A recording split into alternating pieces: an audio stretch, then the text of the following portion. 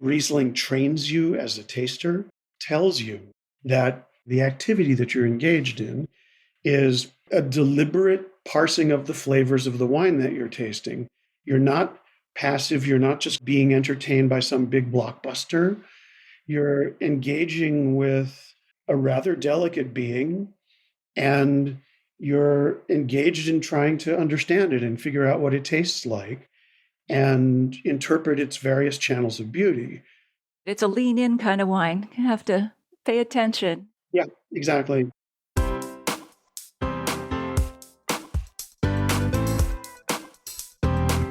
Do you have a thirst to learn about wine?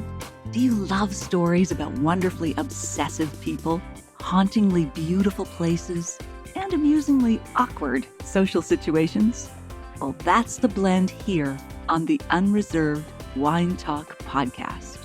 I'm your host, Natalie McLean, and each week I share with you unfiltered conversations with celebrities in the wine world, as well as confessions from my own tipsy journey as I write my third book on this subject. I'm so glad you're here. Now pass me that bottle, please, and let's get started. Welcome to episode 247. Are you curious about the soul-searching nature of German Riesling? Why is Riesling the best wine for tasters to train themselves on in order to improve their skills? And why shouldn't you approach a new glass of wine with anticipation? In today's episode, you'll hear those stories and tips that answer those questions and more in my chat with Terry Theise, author of 2 best-selling wine books. In my new book, Wine Witch on Fire, Rising from the Ashes of Divorce, Defamation, and Drinking Too Much, I write that I thought that strength and independence meant holding it all in and not needing anyone. Well, that made things worse. It was only when I opened up to friends, family, and a few other women in the industry that I felt the healing, restorative power of friendship. I thirsted for it, like a dehydrated plant finally receiving the life-giving water she needed. I realized that vulnerability is the only defense. Little Miss Perfect can't control what others think of her, only what she tells them. So why not tell them lots without editing out the nasty bits? That's how I connect with others now, not through perfection, but through sharing my own flawsome tendencies, which they see in themselves.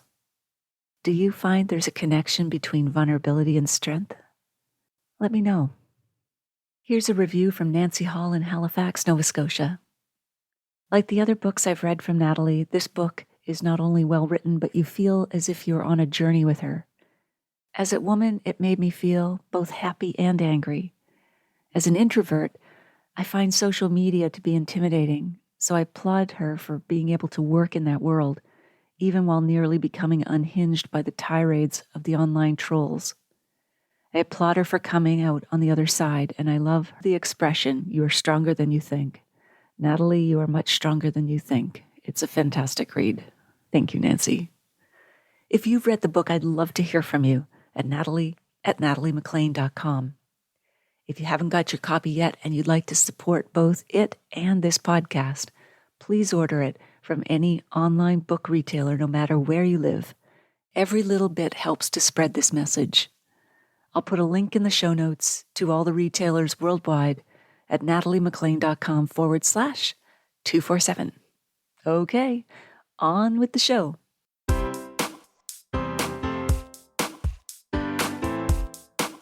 So before I introduce our guest, let me say that one of you is going to win a personally signed copy of his latest book, What Makes a Wine Worth Drinking? In Praise of the Sublime. I love that title. All you have to do is email me at natalie@nataliemclean.com and tell me you want to win a copy, and I will pick one of you randomly from those who get in touch. All right, back to our guest. Terry Theise is a much-respected expert on and importer of boutique wines from Germany, Austria, and Champagne. He has published 2 best-selling books, Reading Between the Wines and What Makes a Wine Worth Drinking? In Praise of the Sublime. His articles have appeared in the World of Fine Wine and other magazines, Terry has also won the prestigious James Beard Foundation Award for Outstanding Wine and Spirits Professional, the Wine and Spirits Man of the Year Award, and Food and Wine Magazine's Importer of the Year Award. And he joins us now from his home near Boston. Welcome, Terry. I'm really looking forward to this. But before we dive into your wine career, tell us a bit about your childhood. Your father was the European director, I believe, of Voice of America. So why didn't you get into radio or maybe even music?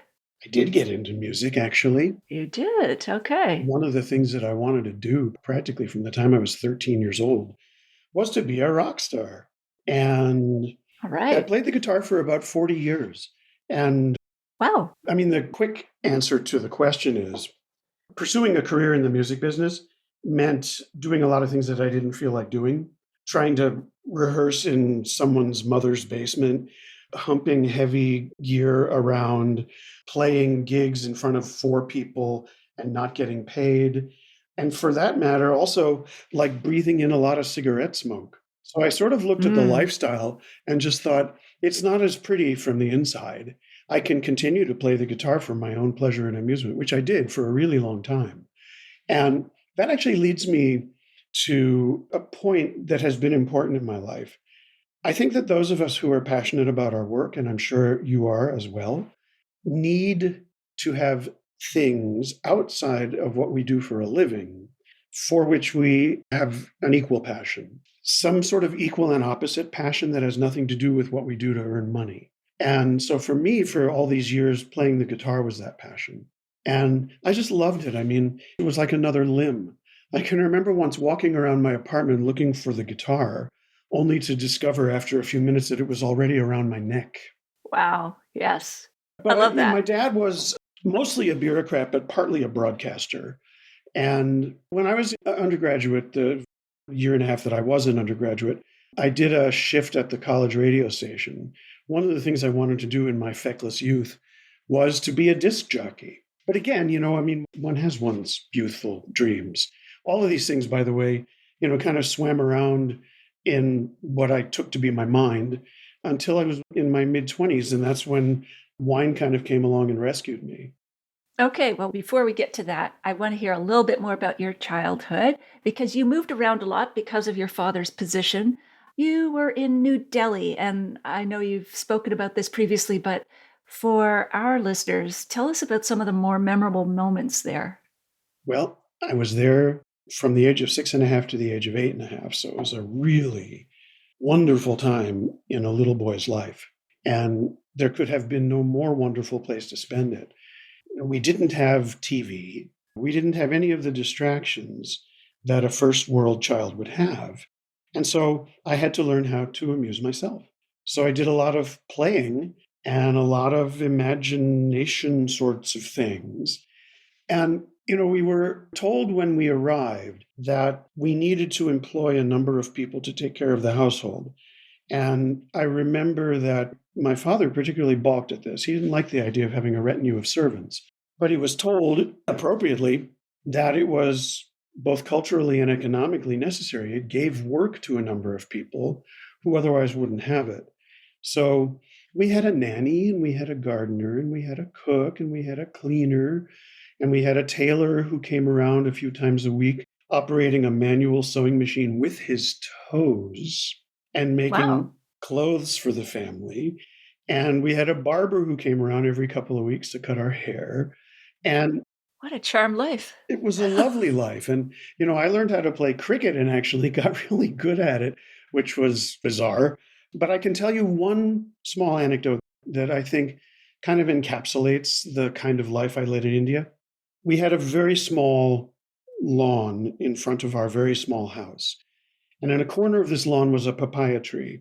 And during the few weeks that the papayas were ripe, the gardener would scramble up the tree, and I would stand underneath it, and he would toss the papayas down to my outstretched hands.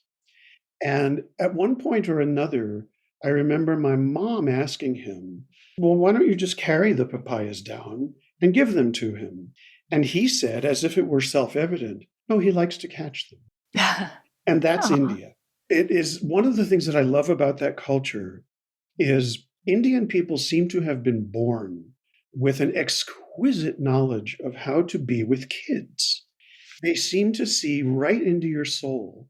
And, I mean, as a little boy in a strange culture, I thought that this was absolutely wonderful. I mean, I just loved so many of the people that I came to know over there.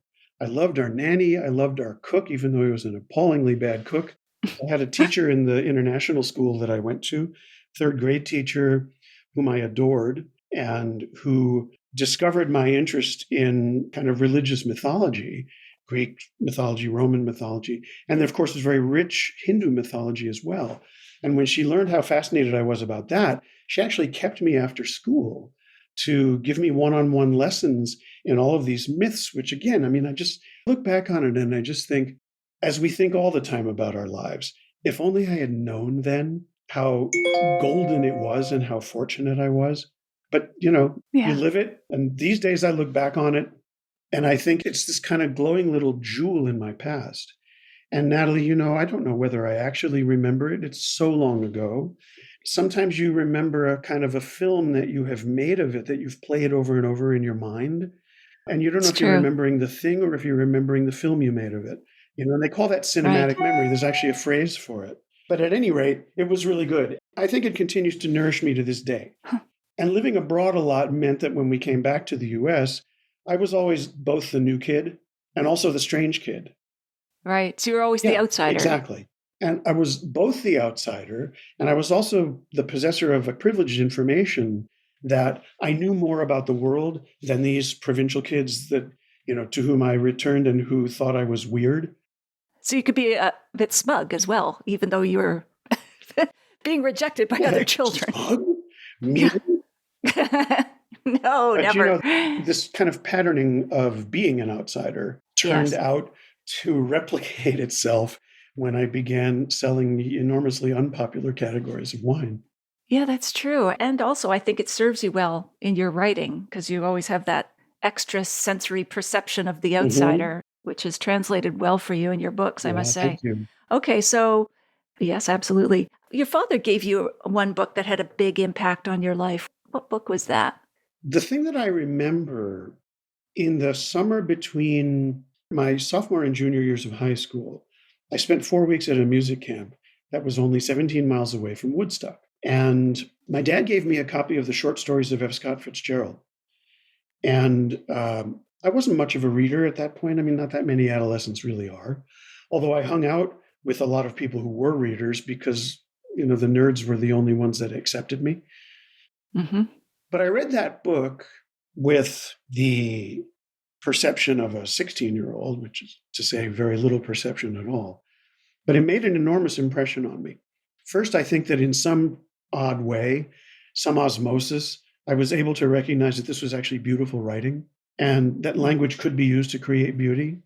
And there was a lot of drama in those stories, especially the early ones. So that sort of appealed to me. When I was a little kid, I used to love to read. And then as a middle schooler, you got away from it. And at that point in my high school adolescent life, I hadn't really returned to it.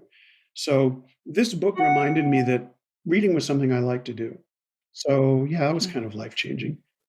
Yeah, absolutely. And you have such a passion. We're going to get into the wine in a minute, but you have such a passion for both wine and words. Do you hold them in equal esteem, or do you think one gets edges out the other? Like if you had to choose between these two children, wine and words or language, who would you save first in a Oh burning house? God, terrible question. It's kind of a sequence. I don't really know that you can say that one prevails over the other. Let's say that the wine comes first, and then the words need to be summoned in order to apprehend the wine, even if you're not describing it to another person or writing notes for yourself. While you're tasting, the impressions that you register tasting are registered in language. True. So you'd have to say in that case that the wine comes first and the language comes second. So the language would perhaps be the thing that lingers. But you probably know this too, Natalie. The longer we go about this thing, this tasting wine thing, drinking wine thing, the more we're able actually in the moment of tasting to banish language. Mm. And sometimes we'll taste a wine and you know immediately what that wine story is. You get it, you grok it. You have its gestalt, you have its details, you have it all. And you don't actually need to put it into words. In fact, stopping to put it into words seems like a pain in the neck. Or a diminishment of the wine itself, or the experience, I should say. Yeah, exactly. Because, you have this incredible visceral moment of kind of connection between this sensory input and you registering this sensory input. You realize that you were born to be together. The wine is potential energy, it's inert until it reaches the taster. The taster brings the wine to life, but wine also brings the taster to life. And so, you have this fabulous charge of energy that's passing between these two things. And yes, you're right. Language is hugely important to me on a number of levels. I remember something Dylan Thomas said when he was a child. He said he loved the sound of words even when he didn't know what they meant. He just loved the way they sounded. And when I first read that, I thought, wow, I thought I was the only one. And to this day, there's still some words that appear on the printed page, and I just think they're beautiful. I just look at them and I think they're lovely, regardless of what they mean. Does one come to mind? Evanescent. Ah, yes. Yeah. There's one. Almost onomatopoeic. Like it's just evanescent. Evanescent. Yeah, love that. This kind of breath that you use to say that word is a lovely cleansing breath. Evanescent. Ha. Wow. Yeah, love it. Love it. All right. We're off and running. Yes. All right. So then getting into the wine more specifically, how did Germany and more specifically Riesling become your North Star, as you say? Well, I was living in Germany at the time. I dropped out of college. My then girlfriend and I sort of intended to just sort of do the hippie thing. We were going to go to Europe and we'll backpack and yada, yada. And we ended up in Munich because, of course, I had lived there as a middle schooler in my dad's family. And I wanted to go back. I still had family friends there, one of whom told me that if and when we ran out of money, that the local army base actually had jobs for American civilians. You didn't have to be active duty. So I thought, well, we'll never do that. But lo and behold, we did. And so we ended up staying, in part because we were so poor that we were never financially far enough ahead to actually travel very much. And when we finally got to that point, it was like, well, I don't want to leave now. Now we're finally at a place where we can see stuff. Okay, so in the middle of that decade, around the age of 25, I got bitten by the wine bug. And we were in Germany at the time. And so it was the closest place that we could travel to explore and get into wine. In those days, German wine wasn't uncool. German wine, as far as I could understand, was considered to be, firmly established as among the classic wines of the world. So I didn't know that I was exploring something that was kind of, infra dig or uncool. As far as I knew, I was like in the mainstream of what was regarded as classically great wines. So thankfully for me, because exploring Germany first was really great on a whole number of levels. First, the friendliness and hospitality of German vintners, which amazes me to this day. Second, the way Riesling trains you as a taster. I mean, as a formative taster, Riesling tells you that the business that you are engaged in, I don't mean capital B business, I mean the activity that you're engaged in, is a deliberate parsing of the flavors of the wine that you're tasting. You're not passive. You're not just kind of being entertained by some big blockbuster. You're engaging with a rather delicate being, and you're engaged in trying to understand it and figure out what it tastes like and interpret its various channels of beauty. So in that respect, the best way, I think, for a fledgling wine taster to train him or herself is with Riesling or wines like Riesling, that are delicate and that do engage together with you, as opposed to, as I said, big wines that are kind of a passive entertainment and they just kind of push you down and say, well, you just sit still and I'll put on a show for you. That's right. It's a lean in kind of wine. Exactly. You have to pay attention. Yes, absolutely. So did you have one of those aha wines that said, oh my gosh, I need to have more of this? It was actually early on in the process. It actually created the process, one might say. We were drinking wine. We were buying Plonk from the supermarket. And we would drink a couple bottles of wine over the weekend. And at one point, I remember liking one of those bottles and going back to the store a couple weeks later, and it wasn't there. So that told me, when you like something, hurry back and buy more of it. So that means in your home, you have more bottles than you are going to drink that evening. Hence, it is the beginning of the building of a cellar. Sure. Okay, or a collection, call it what you will. One time at my local supermarket, I bought a bottle of something called Riesling. I had never had Riesling before. I'd heard about it sort of vaguely, and I thought, ooh, this seems to be a thing. Let's taste it.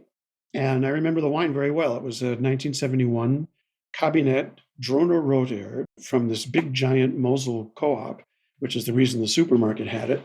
And when I tasted it, I thought, this I don't understand at all. This is completely unlike anything that I've been drinking. I was drinking all these, these kind of fruity, Liebfraumilchy kind of wines. Mm-hmm. Suddenly I've got this wine that has this enormous volume of flavor with no fruit that I can discern. It's all this other stuff. And I didn't have words for it back then. Now you would call it petrichor or crushed rocks or even the M word, mineral. Petrichor, is that different for you from petrol? Yeah, petrichor is a word. It's not one of Terry's made up words. It is a smell that's in the air when it begins to rain. Ah, And it's a very okay. Like Yeah, whetstone? kind of, but it's a very distinct smell, especially when it hasn't rained for a while. When it begins raining, Okay. just go outside and sniff. And it is a Huh. unique fragrance that you can't experience it any other way. And it really is remarkable. Love it. Sometimes at the early onset of a thunderstorm, you'll smell it also. Ha! Like that charged air. That Exactly.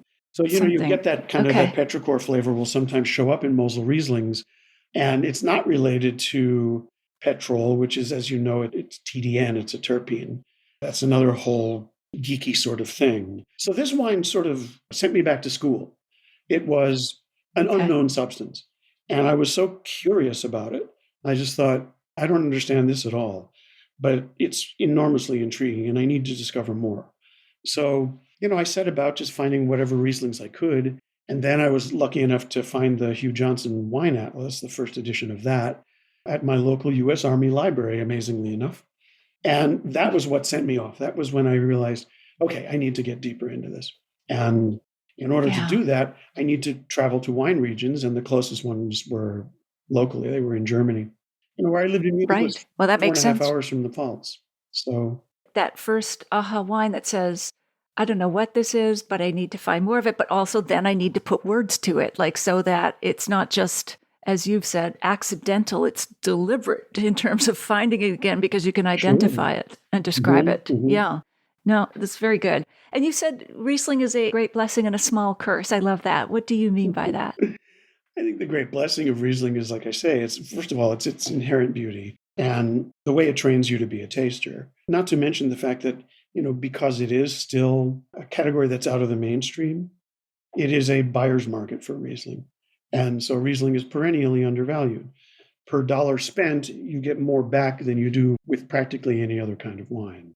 The small curse, I think, is that it spoils you for wines of lesser virtue, lesser complexity, lesser intrigue, and it can make you dismissive in some respects of wines that are really perfectly good, but they're not Riesling. And it took me a long time to outgrow that. I needed to outgrow that, but it was also part of outgrowing my own youthful pretensions and snobbery and all the rest of the stuff that we all outgrow, one hopes. So Sure, that's the small curse of absolutely. Riesling is that it'll spoil Yeah, I you. like that. Oh, yeah, it'll ruin you for other things. Okay. And you once wrote that a wine, I don't know if it was a German Riesling, tasted like clowns at a circus. Which wine Mm, was that? I want some clowns in my mouth, I clowns at think. a circus. Maybe not. I remember. What did you Yeah, I mean by remember the that? wine. And the reason that I remember it is because David Schulknecht actually referred to it in a piece that he wrote for World of Fine Wines about tasting language. The wine was from a grape variety called Scheurebe, and I believe it was a Kabinett, and it was produced by an estate called Christian Wilhelm Bernhard, whom I represented for a number of years. I didn't say that it tasted like clowns. I said that Oh, okay. the image that it called to my mind was clowns doing their pratfalls because the wine was kind of giddy and ridiculous. And so it Hmm. was one of those things where I was starting to write a tasting note, doing the usual thing of kind of spinning out all the associations and the associative language. And I stopped for a moment and I just thought, I'm really wasting this wine. This wine is just a three ring circus of ridiculousness. And so I just wrote the image that occurred to me. And the image was, when you taste this wine, you can see all the clowns doing their stunts and their pratfalls and all the rest of it. And I just left it in the note because I thought that's a truer way to depict this wine than to do the usual, it tastes like crank fruit and cassis and sage and blah, blah, blah. How did people react? Did you get any reaction from that tasting note? Oh, I don't know. I mean, I published so many tasting notes, Natalie, in my catalogs over the years. Honestly, the only reactions that I can recall getting from my tasting notes is when they were either salacious or had a lot of swear words in them. Otherwise, my poetic tasting notes, really nobody said all that much to me about them, probably because they thought I was ridiculous, but maybe because they were shy to talk to me about them, Sure, absolutely. And how you say you try to arrive at the rim of the glass without expectations. How do you manage to do that? It really is difficult. Some of it has to do with simple repetition. Eventually, when you've done it for enough years, you're sort of on a form of autopilot. Done it a lot, you know how it works. So some of the kind of preliminary thoughts that you would bring to a glass of wine when you were less experienced, you don't need them anymore. You can really come sort of tabula rasa, you can come neutral. I think it's a really lovely state to be in because it enables you to simply receive the wine without having judged it in advance or even anticipated it in advance. Sometimes anticipation can be really good. And other times, it's best if you banish it, because if you're approaching a wine in a state of anticipation, you've sort of precluded the possibility of being surprised, unless the wine confounds your anticipation. Right. But if you approach it without anticipation, then you're going to be nothing but surprised. But it's hard to do. Yeah. And, when you start talking about how to do it, you start sounding like a Zen master. And I'm not a Zen master and don't wish to sound like one, although sometimes I can't help myself. But in my second book, I do a kind of a dual chapters where in one chapter, it's sort of kind of like a Finnegan's Wake chapter. I describe the entire arc of a day that brings the taster to the glass of wine that he's going to drink that evening. Lovely. So everything that led up to it. So the entire human context that leads up to the first sip of that evening's wine. And in the second chapter, I try to banish that completely and just say, what is the wine outside of that human context? What is it in and of itself? If this is even something that can be gleaned, and I'm not all that certain that it can. But in my work now that I'm doing for the website, now that I can taste at home in circumstances that I control, and most important, tempo that I control, and all the time in the world to write and dream and pace the kitchen, and that has really unlocked something I didn't even realize was imprisoned until it was unlocked.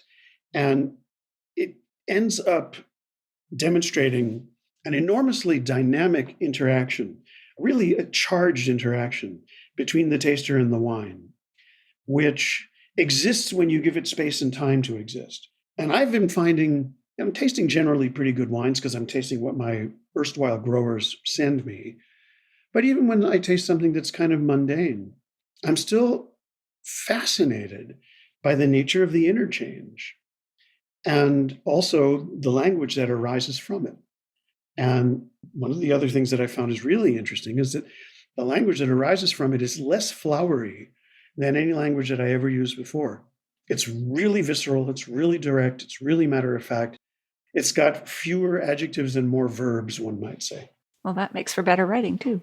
See, it's really dangerous to ask me a question because the next thing you know, I'm like 11 paragraphs on. But they are nicely formed paragraphs, though. Good punctuation, no dangling thoughts, participles. This is the only thing that dangles off of me. So cool. No wonder you said Riesling, German Riesling attracts philosophers or philosopher wannabes. So I guess aside from the fact wine is so vast, is there anything else about it that keeps you humble? You've said this, wine keeps you humble. In what regard? Well, first of all, the mistakes you make. Okay, right. And if you're not making frequent mistakes engaged with wine, then you're not paying attention at all. What was the biggest mistake you've made? Well, I made mistakes as a merchant and as a selector. Occasionally, I would make a mistake by not noticing a certain flaw. And I think Mm-hmm. each of our palates is oversensitive to some flaws, normally sensitive to others, and insensitive to a few. And I was Huh. relatively insensitive to volatile acidity, partly because you really didn't see VA very often in Rieslings, those kinds of wines. But when I started adding more red wines to my portfolio, I found I was overlooking a lot of reds that had levels of VA that were disturbing to some of my tasting companions. And what does that smell like to you, volatile acidity? I know you're not sensitive to it, or you say you're not, but Well, vinegar. how do you look for it? Vinegar. Okay. All right. It's the sense that the glass of wine you have had a few drops of vinegar added to it. Okay. The mistakes that I made mostly, which I learned to stop making, were predicting how a wine would develop. And I've come to believe that that's really a fool's errand. We can understand certain things about how a wine will develop, and there are tricks of that trade. But figuring out the arc of development of any given wine, let alone a whole vintage, let alone how long it will last, how many years it will live and what chapters it will pass through as it's developing, man, though, you just don't know. You just don't know. Hmm. And honestly, it's a coin toss trying to figure it out. And when I found myself just, making error after error after error in those prognostications, I said, well, something here is just kicking my butt and is trying to teach me a lesson that I'm stubbornly unwilling to learn. So I finally got to the point where you can't do it. You can't do it. So do you no longer put drink by dates or maturity dates in your No, notes? I stopped doing Yeah, that after a while. right. People would ask, they'd say, Yeah. well, how do you know how long should I keep it? And I would say, I have honestly no idea. You should keep it until you can't resist drinking it. It's always better to catch a wine on the way up than to catch it on the way down. That is true. It's such a sad state, like when you discover something that would have been great and you've opened I it too know. late. Oh, I know. It's so that is sad. But heartbreaking. it's funny. It is heartbreaking. But in a weird way, if it's your last bottle and you're opening it with your heart already broken because it's your last bottle, if the bottle is too old, in a weird way, it's like, oh, now my heart isn't so broken anymore because the wine's no good anymore. Okay. I guess in a roundabout way, yeah. It's paradoxical. But what are the tricks of the trade for guessing how long a wine will last? I mean, if it's, I guess, quote unquote, well made or has all those preservatives like tannin, alcohol, sugar, acidity. I mean, are there any other tips you would give? One is, this is going to sound kind of geeky, but one is the development of the tertiary finish in a wine. There isn't just one aftertaste. There's the first little shimmer of aftertaste that lasts maybe 10 seconds or 12 seconds on your palate. And that can sometimes lead seamlessly into a tertiary aftertaste, which is more the kind of lingering flavor of the umami of the wine. Sometimes that first finish will actually disappear, and you'll think, well, this wine was kind of short. But then a few seconds later, this other finish arrives, and you think, oh, it's not so short after all. There was just a pause in the progression of its aftertastes. Huh. And by aftertaste, are you referring to specific aromas like your violets or your whatever? The tertiary finish, like I say, it's kind of the umami of the wine. It's the things that are the hardest probably to find words for. But if you pay attention to it, if it lingers cleanly, if it remains clean and stable for the 20 or 30 or 40 seconds it takes to finally fade, then you've probably got a wine that's got a good developmental arc in front of it. If, on the other hand, it becomes decadent in any way, if it starts to taste oxidized or if it starts to taste volatile, then you've got a wine that doesn't have a lot of life in front of it and one that you should probably drink sooner rather than later. Another way of looking at that is the empty glass. So you have finished the glass, set it down, let 30 seconds go by, pick it up and sniff it. Now what's happening in the empty glass? Again, if there's oxidation, if there's acetification, i.e. volatile acidity, then you have an unstable wine that probably doesn't have a lot of life ahead of it. But if it's clean, then you're in good hands with that wine. And in some cases, and this is the thing that is most amazing, you'll go back to that empty glass and there's things in it that you couldn't taste in the wine. Suddenly you have this miraculous whole new set of aromas. And you just thought, whoa, where did those come from? I love that tip. Oh my gosh. I can't wait to try that. Yeah. Yeah. And it works with every wine. It works with anything. Huh. Yep. Wow. So why didn't you become like a winemaker then, or even a sommelier? Too much work. I mean, honestly, this is the truth of the matter. Obviously, as a merchant, I was interested in winemaking, and I learned a lot about it from talking with vintners all the time. But, I kind of looked at it and I thought, this is pretty sweaty, difficult work. I'll just take care of the aesthetics. Thank you very much. It's funny, I never had that ambition. Obviously, many of my colleagues in the business did and do. Some were really hands-on. I mean, Robert Catcher, for example, is kind of famous for being almost like a kind of a shadow vigneron to the producers that he represented. Yeah, but I just didn't have that goal. I liked observing from a position that one could call maybe critical remove, Mm-hmm. Mm-hmm. Yeah. And yet you said there was a lot of slogging around of equipment when it came to be a musician. Surely there's a lot of slogging when it comes to cases of wine as well. Oh, yeah. 100 cases of wine. That was, yeah. Still a It slog. was all part of it. Back in my very early days when I didn't have any help. Right. And containers would arrive and I would go out into the warehouse and, get dirty helping the guys in the warehouse unload the container. And I actually really loved that work. It was great exercise. You got all those really good exercise endorphins would be released. I loved the camaraderie working with the guys. The jokes that would go around back and forth and the teasing and all that stuff. And the other thing was that I was enormously excited to see my babies. I would taste the wines over in Europe. I would remember how they tasted. I would sell them. Finally, the orders would begin to arrive, these many months later.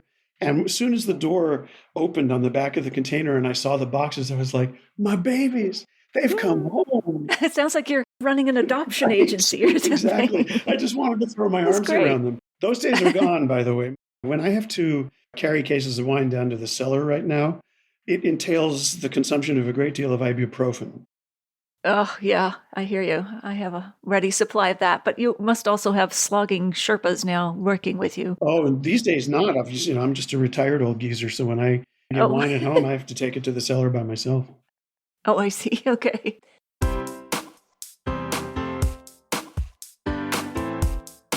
Well, there you have it. I hope you enjoyed my chat with Terry.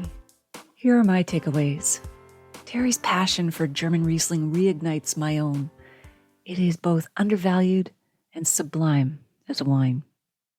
Number 2, he makes some excellent points on why Riesling is the best wine for tasters to train themselves on in order to improve their tasting skills. 3, he makes a wise point that those of us who are really passionate about our work need to have other things for which we have an equal passion to maintain some sense of balance. And number 4, I love his mindset when approaching a new glass of wine without anticipation or expectations, to allow room for surprise and delight. Now, if only we did that with people, too. In the show notes, you'll find a full transcript of my conversation with Terry, links to his website and books, the video versions of these conversations on Facebook and YouTube Live, and where you can order my book online now, no matter where you live. That's all in the show notes at nataliemaclean.com/247. Email me if you have a sip, tip, question, or if you've read the book or are reading it at natalie@nataliemaclean.com. If you missed episode 201, go back and take a listen. I chat with Valerie Cathawala about why Riesling is a 4-octave diva. I'll share a short clip with you now to whet your appetite. Riesling can do everything. People need to stop talking about it in a defeatist way and talk about it as the world's great white wine. You call it a 4-octave diva. Are you referring to the stylistic range from bone dry to sweet to all kinds of textural things and weights? Right? Depending on where it's grown, how it's grown, it can be everything. It can be something dancing and lacy and sparkling. It can be something unctuous and serious that needs 30 years of age. You can even make an orange wine out of it, and you can play with its tannins in various directions. So I'm a big believer. It would definitely be my desert island one.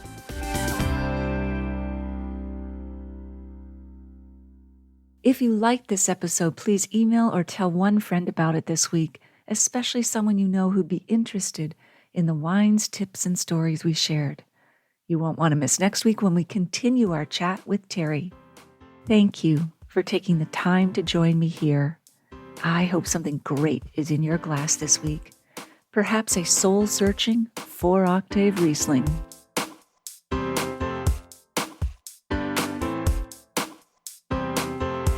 You don't want to miss one juicy episode of this podcast, especially the secret, full-bodied bonus episodes that I don't announce on social media. So, subscribe for free now at nataliemclean.com/subscribe. Meet me here next week. Cheers.